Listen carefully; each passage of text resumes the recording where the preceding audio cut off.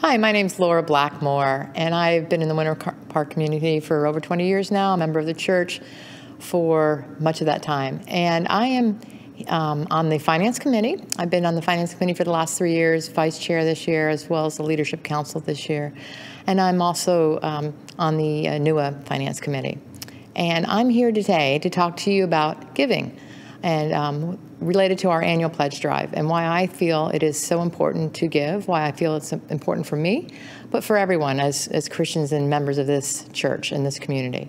So I think it's very important to give to the church, primarily for your relationship with God, your relationship and being in Christ, that relationship, giving your first tithe of your income is always been something very dear to me and important, and how I've seen that manifest in my life has been phenomenal. But it is important that we as a church all pledge early. I'm asking you to fill out your pledge cards or do it online and prayerfully consider giving to the church. It's important for us in finance and the church as a whole to know who's giving and who's planning. No one's holding anybody accountable. There's not a checklist per se. It's pulling together some numbers. But the main point for you, I guess my message for you is I hope you can experience the rewards that I have personally in my life from giving. I've had some incredible experiences, and I see a compound effect of giving annually, tithing annually, and then going beyond that and increasing generosity with additional ministries, additional giving throughout. It's very important to me to be generous. It's part of my DNA. It's part of my walk with God, and I ask each of you to consider giving.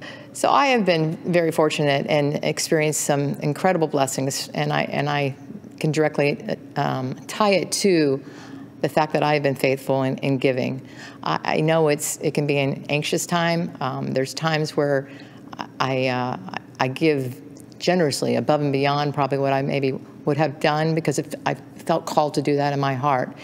But then there's that anxiety of, oh, am I not going to have enough? But I've always come back to I have to trust God. I don't think I can ever give too much. I think God is always, his promises, he's going to take care of us. We give our first 10 to the church, he's going to take care of us. So I just reach out and suggest, you consider that. I had the situation where I've been more faithful with the tithing in the past few years, and towards the end of last year, some incredibly large happenings in my personal business started, and I couldn't even understand it. It was almost overwhelming that I couldn't understand why I was being so blessed. And I think I've come to realize that as this year has continued, I have been so blessed so I can bless others. I have been able to give more than I ever could imagine this year, and I enjoy it. It's fun. You know that you're going to do some good for someone. I would like to encourage you to consider giving and consider what your tithe and offerings could be.